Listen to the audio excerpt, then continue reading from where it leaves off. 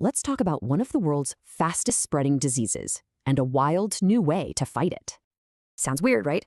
But using more mosquitoes to fight mosquitoes, well, it actually works. First, let's talk dengue.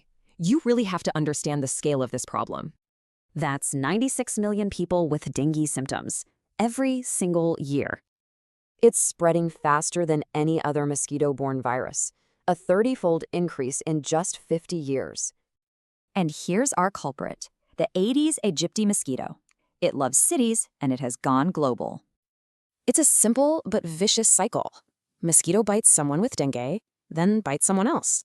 So how do you break a cycle like that? With a secret weapon found in nature. Meet Wolbachia, a totally natural bacteria that's already inside about half of all insects. So here's the genius part. Wolbachia basically turns the mosquito against the dengue virus. It actually competes with the virus inside the mosquito, making it harder for the virus to grow. The result?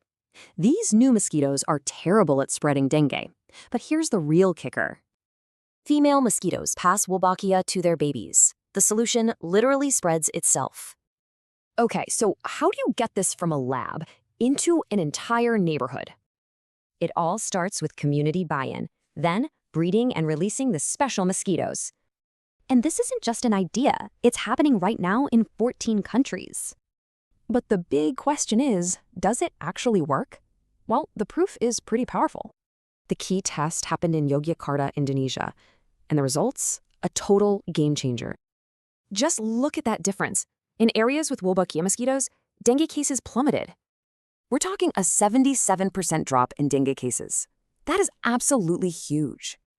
And it's not a one-off. It's creating dengue-free zones for the first time in a century.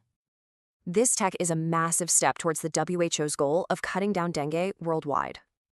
So you have to ask yourself, is this the future for fighting diseases like this?